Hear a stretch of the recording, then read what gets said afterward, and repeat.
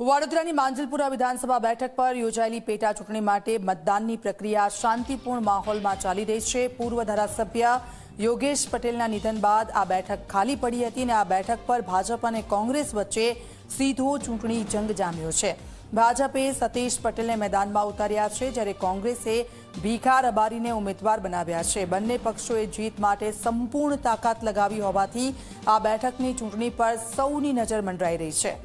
શહેર ભાજપ પ્રમુખ ડોક્ટર જયપ્રકાશ સોની અને તેમના પત્નીએ મતદાન કર્યું છે, તો ભાજપના ઐતિહાસિક મતોથી ચૂંટણી જીતશે તેવો વિશ્વાસ જયપ્રકાશે વ્યક્ત કર્યો છે। તો ભાજપના ઉમેદવાર સતીશ પટેલ ઝી24 કલાક સાથે વાતચીત કરી છે અને દાવો કર્યો છે કે આ વખતે પેટા ચૂંટણીમાં મતદાનની ટકાવારીનો રેકોર્ડ તૂટશે અને જીત્યા બાદ લોકોની વચ્ચે રહીને કામ કરીશ।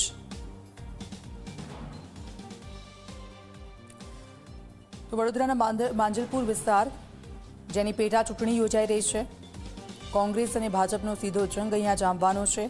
જીતનો વિશ્વાસ બંને પક્ષો તરફથી વ્યક્ત કરવામાં આવ્યો છે। ભાજપના ઉમેદવાર સતીશ પટેલ ઝી24 કલાક સાથે વાતચીત કરી છે।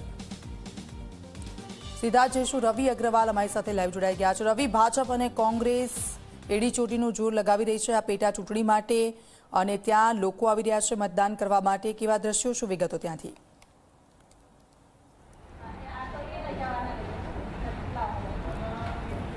બિલકુલ વાત કરવામાં આવે તો માંજલપુર બેઠકની પેટા ચૂંટણી માટે આજે મતદાન થઈ રહ્યું છે અને મતદાનને લઈને આપ જોઈ શકો છો કઈ રીતના જે પહેલાં મતદારો છે, ખાસ કરીને મહિલા મતદારો અને સિનિયર સિટીઝન મતદારોમાં એક અનેરો ઉત્સાહ જોવા મળી રહ્યો છે। જે રીતના અહીંયા જે પણ મતદારો આવે છે તેમના મોબાઈલ ફોન જે છે તે કલેક્શન માટેનું એક સેન્ટર તૈયાર કર્યું છે અને તેમના જે મોબાઈલ ફોન છે તે અહીંયા લેવામાં આવી રહ્યા છે અને ત્યાર પછી મતદારોને અંદર મોકલવામાં આવી રહ્યા છે। જે રીતના હું તમને અંદરના મતદાન કેન્દ્રની અંદર પણ હું વિઝ્યુઅલ્સ બતાવવાની એક તમને પ્રયત્ન કરીશ કે જે રીતના પોલીસ બંદોબસ્ત સાથે અહીંયા જે આખું જે મતદાન અત્યારે થઈ રહ્યું છે, જે રીતના હું તમને બતાવીશ કે સામે જે મતદાન કેન્દ્ર છે તે મતદાન કેન્દ્રની અંદર જે આખું જે અત્યારે મતદાનની જે પ્રક્રિયા છે તે થઈ રહી છે।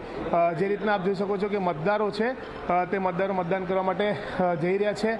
હું તમને મતદાન કેન્દ્રની બહારથી અમે આ દ્રશ્ય બતાવી રહ્યા છે મતદારોને કે કઈ રીતના જે મતાધિકારનો જે લોકો છે તે ઉપયોગ કરતા તમને જોવા મળી રહ્યા છે। ખાસ કરીને જો વાત કરવામાં આવે તો જે મતદારો છે તે મતદારોમાં સિનિયર સિટીઝન, યુવકો, યુવતીઓ અને જેનજી જનરેશન જે છે તે ખાસ કરીને મતદાન કરવા માટે પહોંચી રહ્યા છે।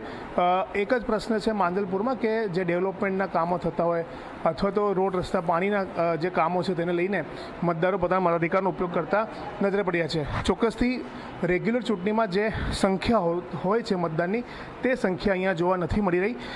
એકલ દોકલ મતદારો સવારમાં અહીંયા જોવા મળે છે અને ખાસ કરીને જે મહિલાઓ છે તે મહિલા મતદારો એક અલગથી જ તેની અંદર ઉત્સાહ જોવા મળી રહ્યો છે। સવારમાં અલગ અલગ જે નેતાઓ છે તેમને મતાધિકારનો ઉપયોગ કર્યો। સિનિયર સિટીઝન જે છે તેમને પોતાના વ્હીલચેર પર બેસીને તેઓ મતદાન કરવા પહોંચ્યા। યંગસ્ટર્સ મતદાન કરવા પહોંચી રહ્યા છે, યુવક યુવતીઓ મતદાન કરવા પહોંચી રહ્યા છે।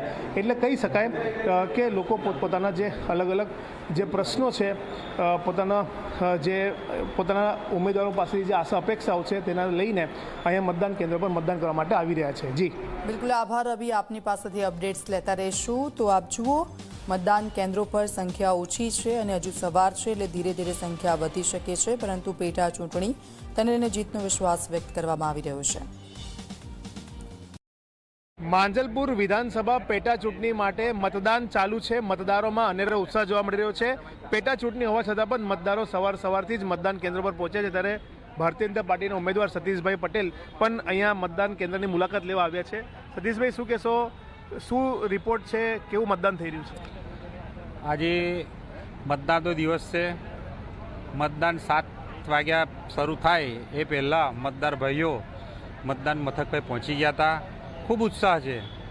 હું 16 નંબરમાં પણ ફરીને આવ્યો અને અહીંયા પણ આપ જુઓ છો મતદારોનો ઉત્સાહ ખરેખર આનંદદાયક છે। લોકશાહીનું પર્વ છે।